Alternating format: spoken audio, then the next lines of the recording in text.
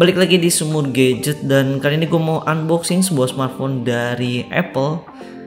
Ini adalah iPhone SE 2020. Jadi sebelum gue beli handphone ini, gue iseng-iseng buka di Facebook, marketplace di Facebook. Gue cari secondan dari iPhone SE 2020 ini, dan ternyata hasilnya tuh udah turun jauh banget. Jadi ada yang jual mulai dari 5,2 juta untuk yang varian 64 GB. Terus udah ada yang jual 5 juta, macam-macam variannya. Intinya yang 64 GB itu harganya di 5 jutaan. Jadi penasaran banget, akhirnya gue coba nego dan ini gue dapetin di harga 4,9 juta. Dan ini yang gue dapat adalah yang varian garansi resmi iBox. Jadi garansi resmi Indonesia, dan ini garansinya sampai Februari 2022. Jadi garansinya masih sekitar 8 bulan lagi. By the way, kalau misalnya kalian beli handphone iPhone SE ini yang second, itu tuh sebenarnya ada dua varian yang masuk Indonesia. Jadi yang waktu awal-awal itu variannya kalian masih bisa dapat charger dan juga headset. Tapi untuk yang sekarang dijual tanpa charger dan juga headset. Jadi boxnya tipis kayak gini. Untuk kelengkapan dari handphone yang gue beli ini masih cukup lengkap.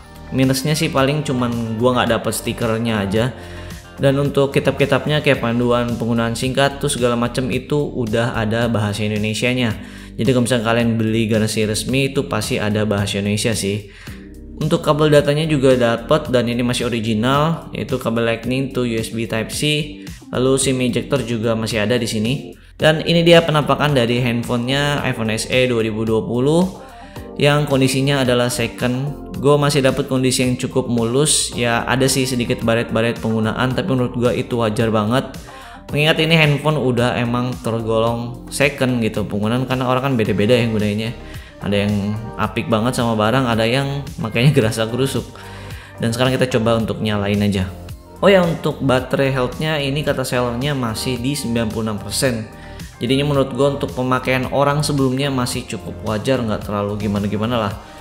Karena emang sebenarnya iPhone SE ini biasanya digunain buat kayak sosial media dan lain-lain sih. Kalau misalkan untuk main game kayaknya enggak deh, karena yang pertama layarnya kecil banget, dan yang kedua untuk dipakai main game sebenarnya kuat. Main game-game yang berat kayak sekarang Genshin Impact, PUBG itu sebenarnya harusnya sih kuat, karena ini kan dia pakai chipset A13 Bionic yang tergolong masih kenceng banget. Tapi karena baterainya kecil, jadinya makanya orang mungkin nggak mainin game di handphone ini. Jadinya penggunaan sebelumnya pasti ya lumayan standar lah, nggak berat-berat amat. Oh ya, untuk setting-setting ini gue skip dulu ya. Oke, ini gue udah selesai setting-setting, dan ini adalah penampakan awal dari menu iPhone SE 2020. Dan ini adalah iOS 14, harusnya sih iOS 14. Dan sekarang kita coba untuk fingerprintnya.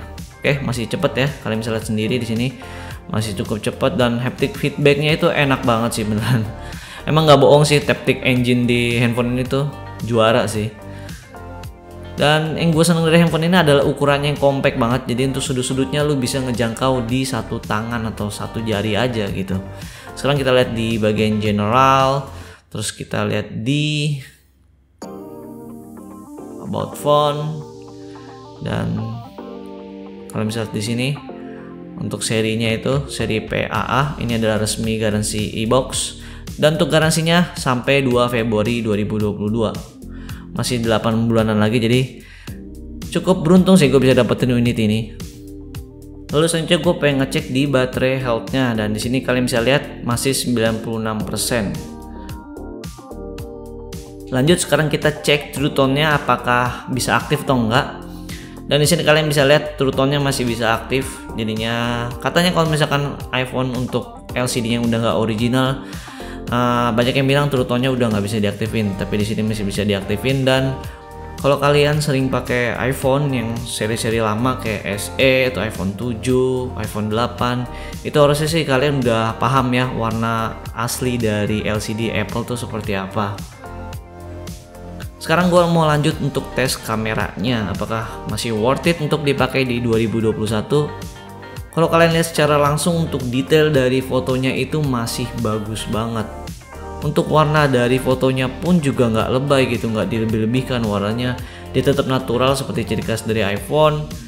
Dan kalau misalkan dibandingkan dengan iPhone 11 atau iPhone XR, hasil foto dari iPhone SE ini masih kebilang ya mirip-mirip sih. Kalau misalkan kalian mau cek untuk video detail fotonya, comparisonnya kalian bisa cek aja YouTuber dari luar. Gue sering banget nonton video dari dia, yaitu Mr. Who's the Boss. Nanti untuk linknya gue taruh di deskripsi. Dan ini gue coba untuk tes ambil video.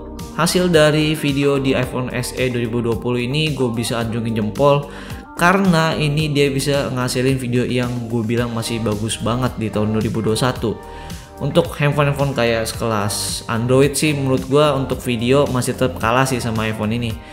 Karena hasil video dari semua iPhone yang ada sampai saat ini itu untuk autofocusnya tuh bener-bener halus banget sih. Itu yang sebenarnya jarang banget ada di handphone Android. Jadi kebanyakan Android untuk autofocusnya tuh nggak terlalu halus banget. Mungkin kalau misalkan di sektor bagian foto, untuk Android sebenarnya banyak banget handphone yang jauh lebih bagus dibandingkan iPhone SE 2020 ini, atau bahkan lebih bagus dibandingkan iPhone 12 Pro Max sekalipun. Tapi kalau buat soal video, gua tetap prefer untuk iPhone sih. Oke, segitu aja dulu unboxing dari iPhone 2020 SE yang second ini.